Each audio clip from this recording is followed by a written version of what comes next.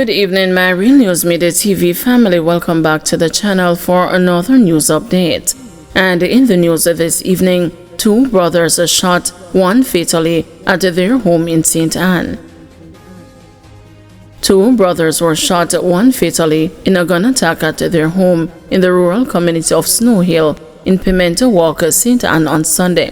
Dead is 19-year-old Jaim Brown.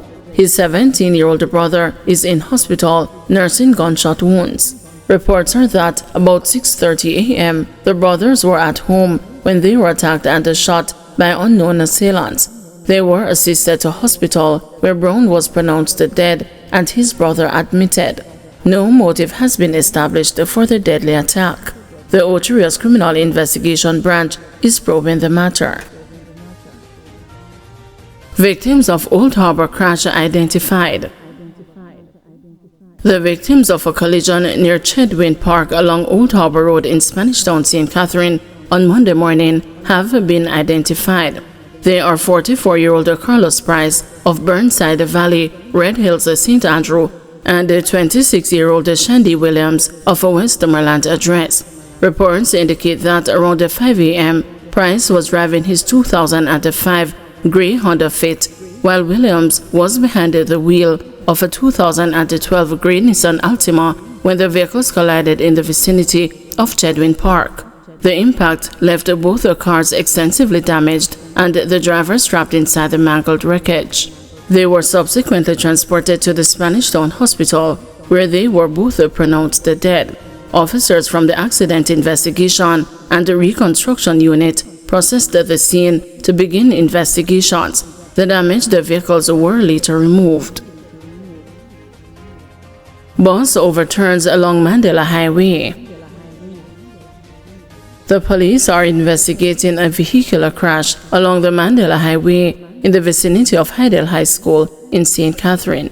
The news understands that a public passenger bus overturned. The news team gathered that the bus plies the Spanish Town St. Catherine to downtown Kingston route. Several passengers received medical care at the Spanish Town Hospital. Man arrested in Spanish Town for alleged gun and ammunition possession. The St. Catherine North Police have arrested a 40-year-old man for alleged breaches of the Firearms Act.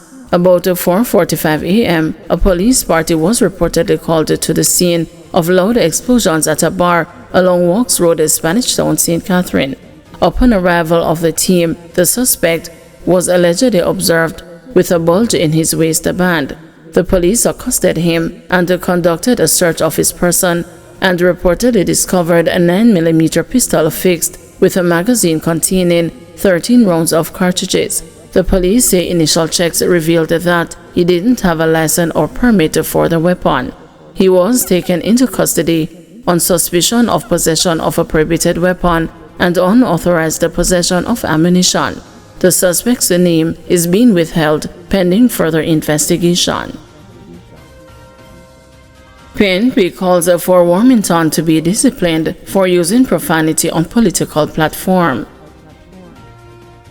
General Secretary of the People's National Party, Dr. Dayton Campbell, has called for Member of Parliament for Southwest St. Catherine, Everald Warmington, to be disciplined for his use of profanity on a political platform in Westmoreland on Sunday. Dr. Campbell says charges should also be laid against the JLP Era Council 2 chairman. Speaking at a Workers' Award ceremony in Westmoreland Central, Mr. Warmington addressed internal rumblings against the Member of Parliament George Wright, who was readmitted to the Jamaica Labour Party in February following a controversial incident in 2021. The senior JLP member, his remarks laced with profanity, urged dissatisfied supporters not to stay home but to instead vote for the JLP and the Prime Minister Andrew Holness and not let the constituency return to the PNP. In a swifter response at the Frome Divisional Conference in Westmoreland, the PNP General Secretary questioned whether Prime Minister Andrew Holness and the JLP hierarchy would take a disciplinary action against Mr. Warmington.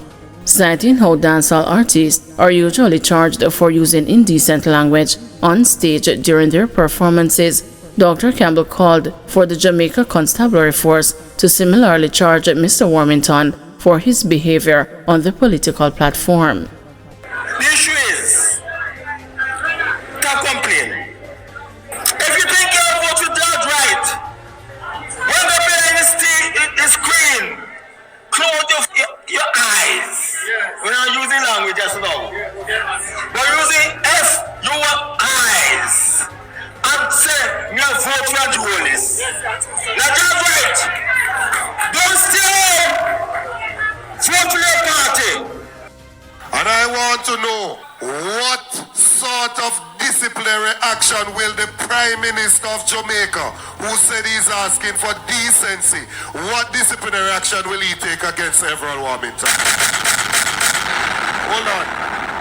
And I want to go further. Because when I go to a stage show and Sizzla Kalonji or any other dancehall artist go onto the stage and they use what they refer to as indecent language, police charge them.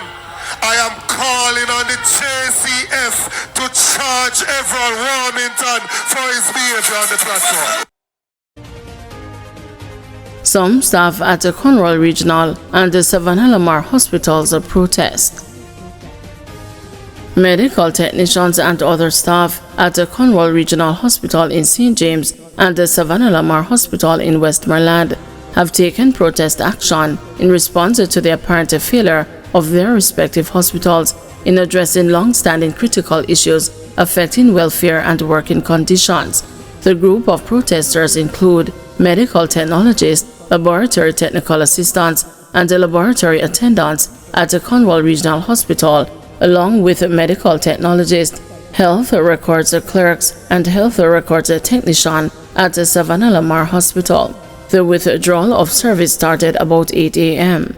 The Union of Technical, Administrative, and Supervisory Personnel says it has written repeatedly to the management of the hospitals dating back to July and August 2023 regarding several unresolved matters.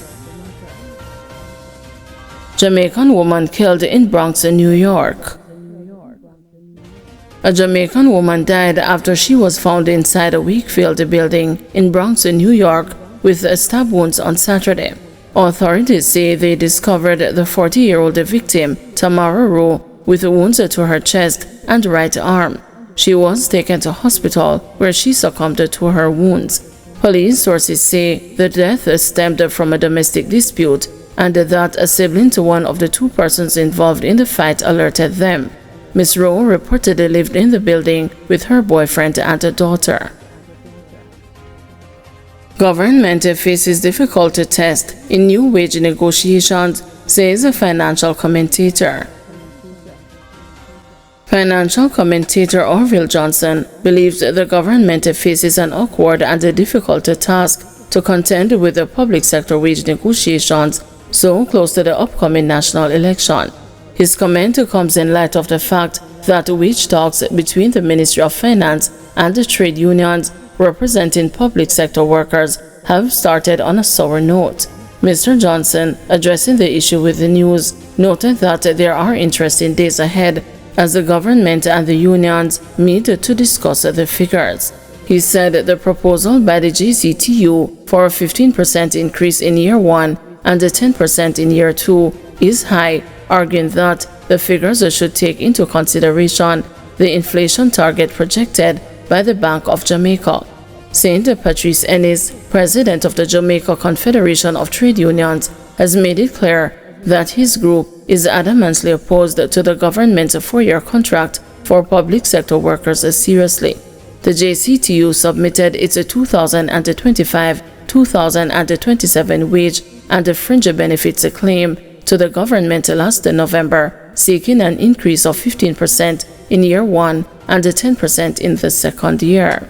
But the Ministry of Finance, in its counteroffer submitted to the Confederation last week, proposed a 4-year contract. The Finance Ministry has reportedly offered an increase of 0% in year 1 and 2.5% in years 2, 3, and 4. Mr. Ennis, also speaking with the news, said he was hoping the government will make a better offer. The Ministry of Finance and the Public Service Ministry has now moved the meeting with the Minister of State Xavier Main to July 3. It was originally set for July 2. Coming at such an awkward time, I don't think we have ever seen something like this in the middle of an election campaign. And remember that the discussions are about to start, so nobody is sure who is going to be in power to finish negotiating this thing. Obviously, it's not something that is going to finish overnight, and it's going to be a really very awkward and difficult negotiation at this time, with a government facing the electorate and another one coming in. One doesn't know whether or not the opposition is going to throw its hats in the ring in terms of an opinion on the matter, and perhaps not saying anything might not benefit their cause either. They might be forced to take a position. I can't quite follow through the arrangements being offered in an environment where the Bank of Jamaica is putting their inflation targets being 4 and 6%, but it's been put on the table with respect to the ministry's position of you're looking at 4 years. Obviously, there's an assumption of some level of stability, but the sides seem for even further apart when one sees what the JCTU is putting on the table, because it's already understood that the public sector wage bill is fairly high in terms of the total budget, and there's going to be a challenge in terms of making those kind of revenue targets, and perhaps that is what is reflected in the position being taken by the minister. Well, we have put on the table a position from which we can negotiate, and we expect the government to engage us in that regard. The government proposing a 4-year contract, that is not something that we are minded to take seriously, but it's a position that they have put forward. Our normal negotiating cycle is for 2 years, but we are also mindful that the compensation for all workers in the Caribbean is below almost everybody else except Haiti. Thank you everyone for watching. See you tomorrow morning at 6 a.m. for another news update.